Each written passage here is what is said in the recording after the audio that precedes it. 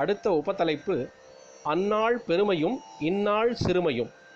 நம்முடைய முன்னோர்கள் எப்படி ஆரோக்கியமாகவும் தேஜஸோடும் புத்தி பிரகாசத்துடனும் மந்திர சக்தியுடனும் ஆத்ம சாந்தியுடனும் எல்லோரும் கொண்டாடும்படியாக இருந்திருக்கிறார்கள்.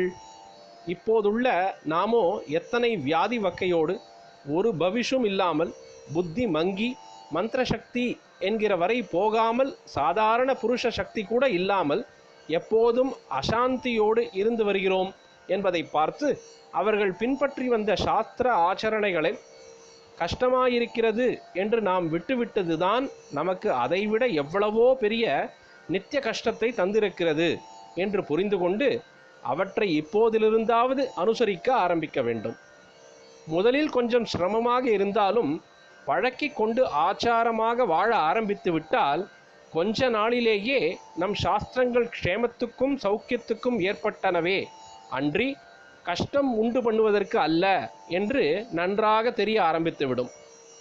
விடிய காலை 5 நாழிகைக்கு முன்னாலே எழுந்து ஸ்நானம் பண்ணி அருணோதய காலத்தில் அர்க்யம் கொடுத்து சூரியோதயம் வரை காயத்ரி ஜபம் செய்து அதன் பின் ஔபாசனம், பூஜை, மாத்தியானிகம், வைஸ்வதேவம், அதிதி சத்காரம் பண்ணி சாத்விகமான ஆகாரத்தை சாப்பிட்டு இப்படியே சாயங்காலமும் ஸ்நானம் செய்து சந்தியாவந்தன அர்க்யம் சூரியன் மேலை வாயில் விழும்போது கொடுத்து அப்புறம் நட்சத்திரம் தெரிகிற வரை காயத்ரி பண்ணி அக்னிஹோத்திரம், தேவாலய தர்சனம் அல்லது சத்கதா ஸ்ரவணம் எல்லாம் செய்தால் எப்படி வாழ்க்கையிலேயே ஒரு நிறைவு இருக்கிறது?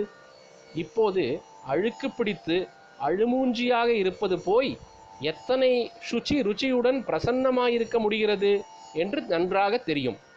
வேண்டாத காரியங்களை பண்ணி அலுத்து அப்படியும் அதில் குறையே இருப்பதால் நிம்மதியாக தூங்கக்கூட இல்லாமல் துஸ்வப்னம் கண்டுகொண்டு 7-8 மணி வரை எழுந்திருக்க முடியாமல் படுத்து கொண்டிருப்பது என்றில்லாமல் வேண்டிய கர்மாக்களையே பண்ணுவதால் தெளிவோடும் திருப்தியோடும் சுகமாக நித்ரை செய்து மறுநாள் பஞ்ச உஷத்காலத்திலேயே பளிச்சென்று எழுந்திருந்து அன்றைய ரொட்டீனை சுறுசுறுப்பாக கவனிக்க முடிகிறது என்று தெரியும்.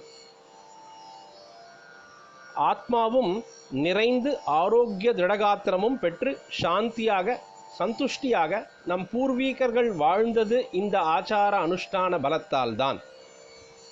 அவரவரும் எத்தனைக்கெத்தனை தீட்டு கலக்காமல் பர்சனல் பியூரிட்டியை காத்து கொண்டு அதனாலேயே சொசைட்டியையும் பியூராக இருக்க பண்ணினார்களோ அத்தனைக்கத்தனை நாம் விழுப்பும் தீட்டுமாக இருந்து கொண்டு நமக்குத்தான் சமூக உணர்ச்சியும் சகோதரத்துவமும் இருந்திருக்கின்றன என்று சொல்லிக்கொண்டே நாளுக்கு நாள் நம்மையும் அசுச்சியாக்கி கொண்டு சமூகத்தையும்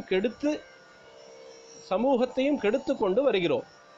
லாண்ட்ரி துணியை நாள் கணக்கில் துவைக்காமல் போட்டுக்கொண்டு ரயில், பஸ் என்று போவதில் ஒரு விதமான தீட்டு பாக்கியில்லாமல் சேர்த்து கொண்டு கிரமமாய் ஸ்நானம் கிடையாது என்று ஆக்கிக்கொண்டு நினைத்த ஹோட்டலில் கண்ட ஆகாரத்தை தின்று கொண்டு தர்ம விருத்தமான சினிமாவிலும் நாவலிலும் பொழுதை போக்கிக் கொண்டிருக்கிறோம்.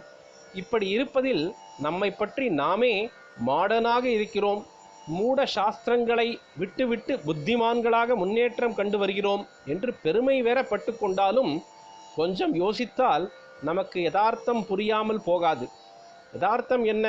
தேக ஆரோக்கியம், திரவிய சுபிக்ஷம், திருப்தி, மேதை, காந்தி, கௌரவம், தெய்வீகமான அனுபவம் எல்லாவற்றிலுமே நாம் நம் பூர்வீகர்களை விட ரொம்பவும் கீழே போய் கொண்டிருக்கிறோம் என்பதுதான். பாழும் கிணற்றில் நன்றாக விழுமுன் இப்பொழுதாவது நாம் கண்விழித்து நம்முடைய சாஸ்திர வழியிலே போக ஆரம்பிக்க வேண்டும். நாம் சிரமப்பட்டு புதுசாக பண்ணிக்கணும் என்று இல்லாமல் பூர்வீகர்களே நமக்கு ரெடிமேடாக கல்லையும் கான்கிரீட்டையும் விட உறுதியான குண்டு குழி விழாத பாதையாக போட்டு கொடுத்திருக்கிறார்கள். நாம புதுசாக பண்ணுகிறோம் என்று பெருமைக்காக அழிவு பாதையில் போகாமல் இந்த ஆச்சார பாதையில் போய் நம்மை ரட்சித்து கொள்வோம். நம் கைங்கரியம் நம்மோடு நிற்கவில்லை. நாம் கெட்டதோடு வரப்போகிற சந்ததிகளையும் கெடுத்து வைத்திருக்கிறோம். நாம் தந்த துணிச்சலில் அவர்கள் நாம் எப்படி பூர்வீகர்களை உதாசீனம் செய்தோமோ அதைவிட உக்கிரமாக நம்மையும் தூக்கி எறிந்துவிட்டு நம்மை விடவும் சுயேட்சைப்படி வெறியாட்டம் நடத்த வழிகோலிவிட்டோம். கண்கட்ட பின் சூரிய நமஸ்காரம் என்கிற நிலைக்கு கிட்டத்தட்ட போயாச்சு. இன்னும் போயே ஆகிவிடவில்லை என்பதால் சுவாசம் வாங்கும்போது கூட ஆக்சிஜன் கொடுத்து பிழைத்த கேஸ்கள் இருக்கின்றனவே. அப்படி ஆக்சிஜன் கொடுத்து பார்க்க நாம் ஆரம்பிக்க வேண்டும். இத்தனை கேவல ஸ்திதியை, கஷ்ட தசையை அடைந்ததிலிருந்தே விடுபட்டாக வேண்டும் என்று நல்லறிவு பெற்று அதற்காக ஊக்கமாக முயற்சி தொடங்க வேண்டும். மற்ற தேசங்கள் திண்டாடுவதை விட அவர்களை பார்த்து அவர்களைப் போலவே பண்ணி நாமும் திண்டாடுவது அவர்களை விட நமக்குத்தான் பெரிய அவமானம். ஏனென்றால் அவர்களுடைய முன்னோர்கள், நம்முடைய பூர்வீகர்கள் நமக்கு கொடுத்திருப்பது போல இப்படிப்பட்ட ஆச்சாரங்களை கொடுத்திருக்கவில்லை.